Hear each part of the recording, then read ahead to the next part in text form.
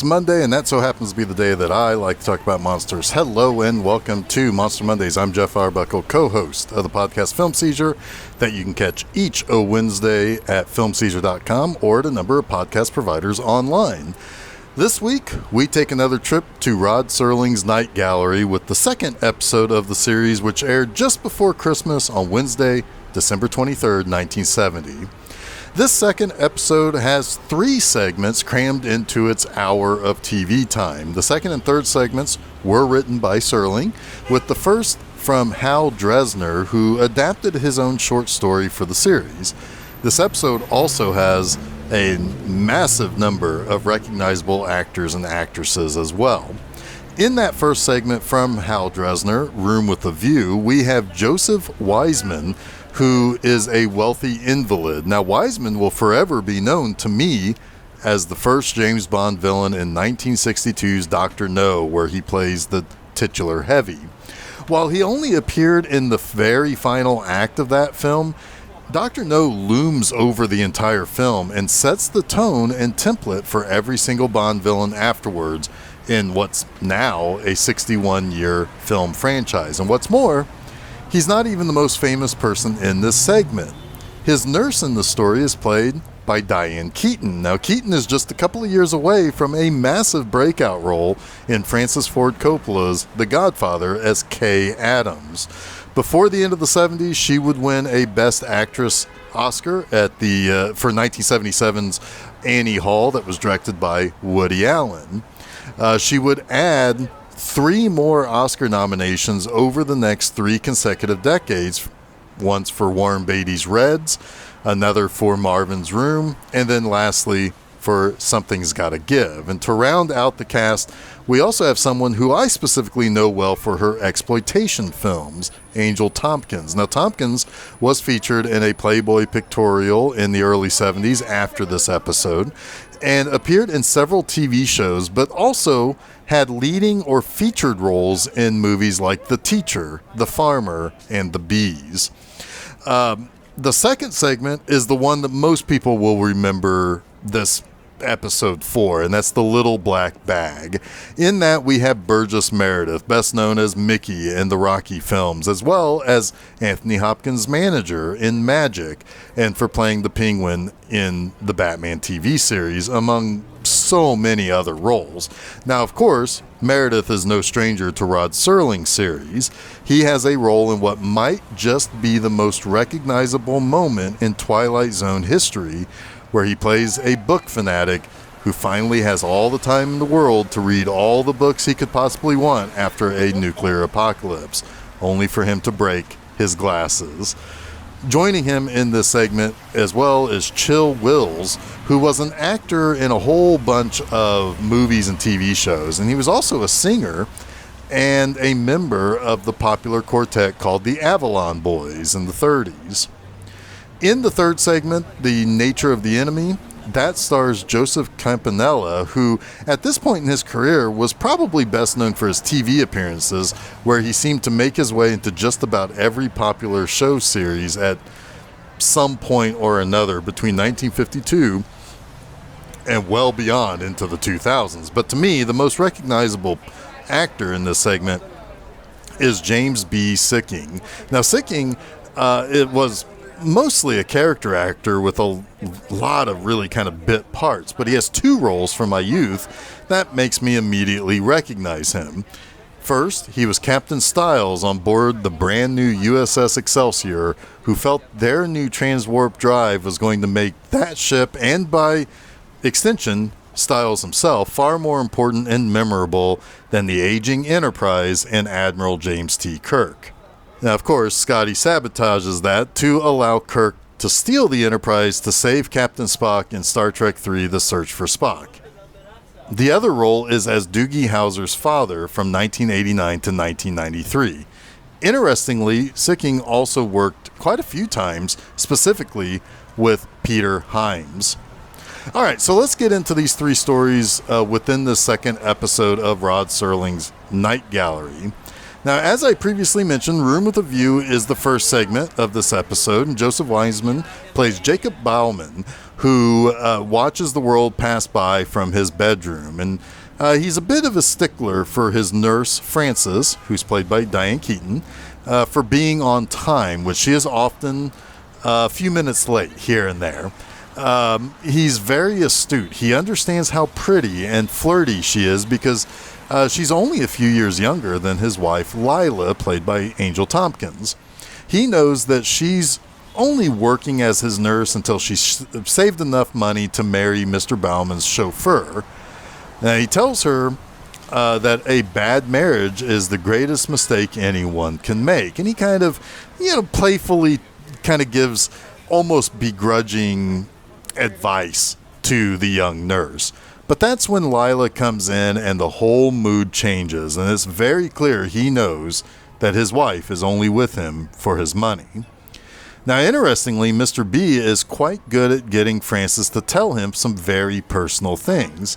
As she talks about how she becomes extremely jealous around her fiancé, Vic, which happens to be Mr. B's chauffeur, Mr. B is spotting that Vic and Lila are seemingly having an affair.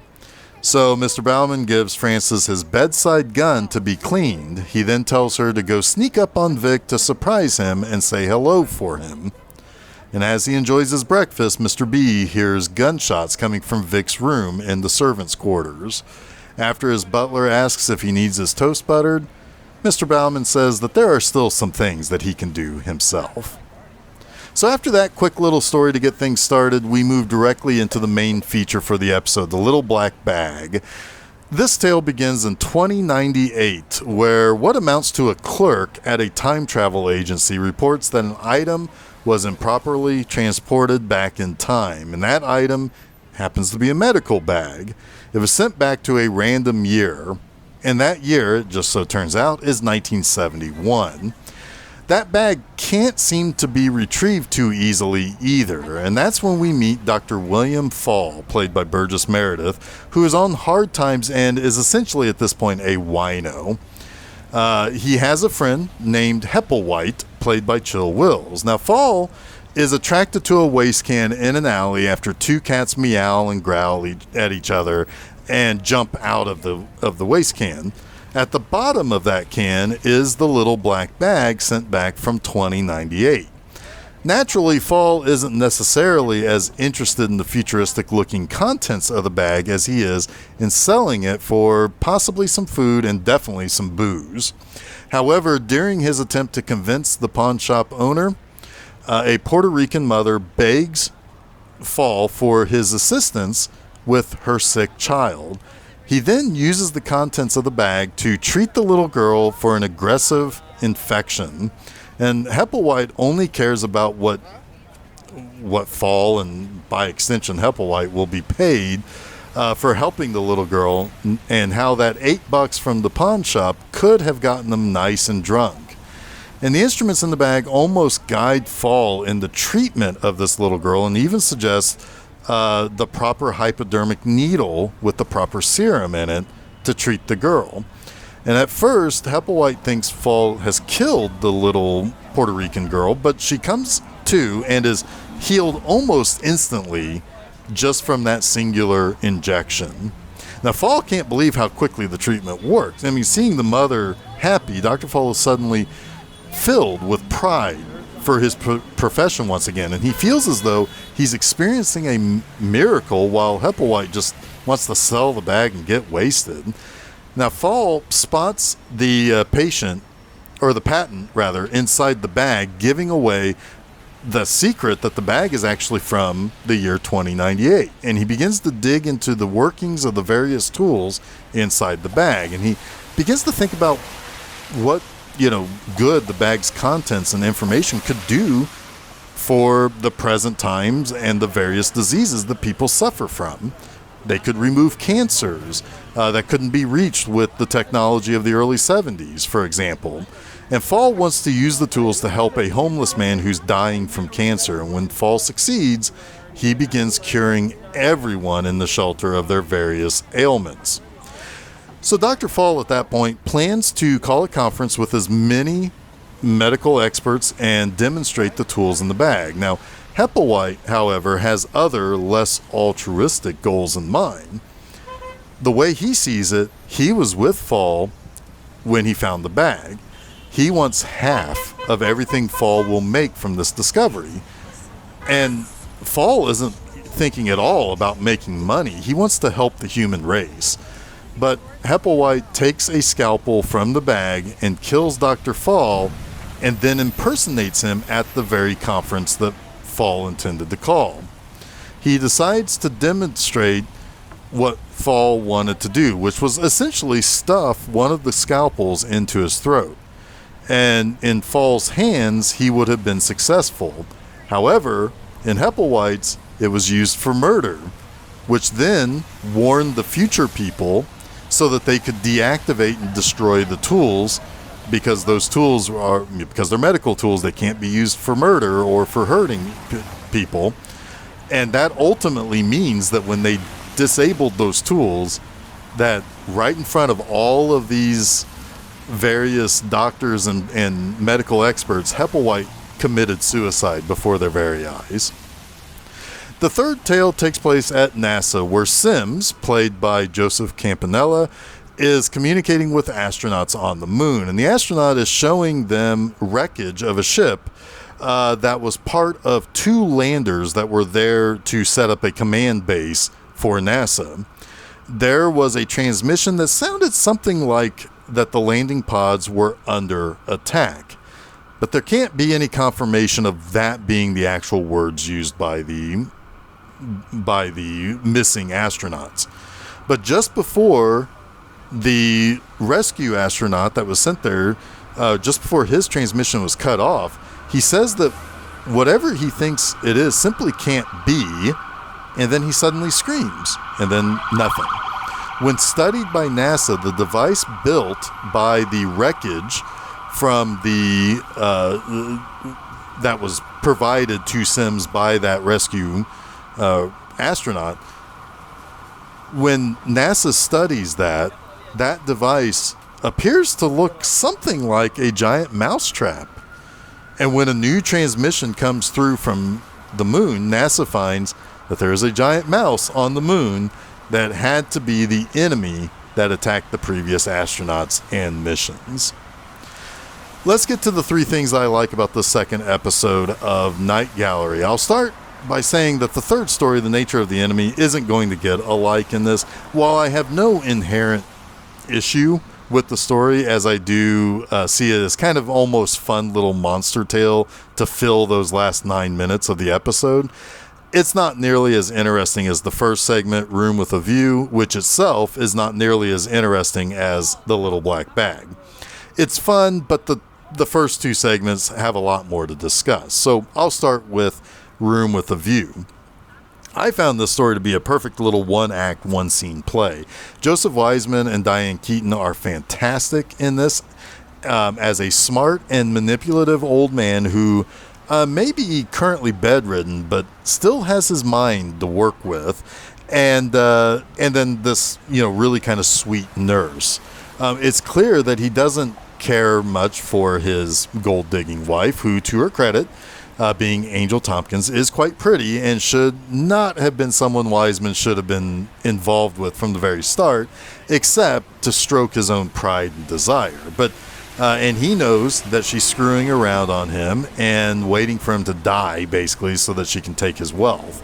He also knows that his friendly nurse is naive and willing to tell him more than she should about her relationship with Vic, the chauffeur. It's almost as if Wiseman had set a trap for every single other character. Vic is a hunk, so naturally Nurse Frances is going to be drawn to him. He has suspicions that Lila, his wife, is also drawn to Vic's virility, so he set this perfect situation to spring this trap to where everyone else is going to do his own dirty work for him to basically get rid of that gold digger. Naturally, its shortness means that there could be more added to this story, but I don't think it would serve the story that well at all to be fleshed out any further. We know everything we need from natural dialogue. Francis is not as comfortable with how women are attracted to Vic as he is with men's attraction toward her. I mean, hell, she even admitted that she beat the crap out of a woman who became too flirtatious with Vic, and that was all Mr. B needed to know to set the wheels in motion for Francis to kill Vic and Lila, and he didn't need to lift a single finger himself. It's short, it's to the point, and I liked it a lot. The obvious crown jewel story of this episode is Burgess Meredith and Chill Wills in the Little Black Bag. For my second like, I find Burgess Meredith to be endlessly watchable. His character transforms in this story. He's a bum and in a deep alcoholic fugue state. At the beginning of the episode, he more or less explains how he was once respected and that all came crashing down, and for the last 20 years he's been a drunk. That monologue was great to begin with. He then discovers this bag, and he regains his drive to be that great doctor that he always wanted to be. The thanks he gets from the Puerto Rican mother completely changes his trajectory, and he wants to be that man who, wants to cure every single patient that he can, and he begins doing so. There are great monologues from Meredith as he transforms from that down-and-out wino to a man who doesn't want money or booze or shelter. He just really wants to do good in this world. It's a great performance, and that voice of his and his tenor and his dialect is just perfect. As I said, Burgess Meredith is so good each and every time he pops up in something that I watch, that if I didn't know he was involved, that show or movie would already have my attention if I saw his name in a cast. I mean, he's just fantastic in this segment. However, for my third like, I got to go to the guy who wouldn't be completely and totally outdone by that Burgess Meredith performance, Chill Wills. He ultimately is the complete antithesis to Meredith in this segment. At the beginning of their story, Meredith shares his small bottle of cheap wine with him, only for Hepplewhite to take too much, and when the two fight over how much he should take and the virtue of sharing, the bottle gets broken, depriving Dr. Fall of his entire day's worth of drink and food. Hepplewhite shows almost no sympathy for Fall, only for himself. When the bag is discovered, he only wants the fleeting $8 that the pawn shop guy was willing to give, basically to get their next meal and drink. Actually, forget about a meal. All Hepplewhite says is that with that $8, they could graduate to a bottle of bourbon. So, of course, as Dr. Fall more and more wants to share the good from the medical bag from the future, the more and more Hepplewhite wants his cut. There's a chilling way Hepplewhite says that he wants half in the climactic moment of the segment. That seems to match Chill Will's name because it will send a chill down your spine. And at that point, you know the Dr. Fall is finished for good. And then what Hepplewhite tries, when he tries to take his place, he pays the ultimate penance when the future people shut off all the stuff that the equipment does, and he jabs himself in the neck. It's a great moment. It's well shot as Hepplewhite slowly brings the scalpel to his neck.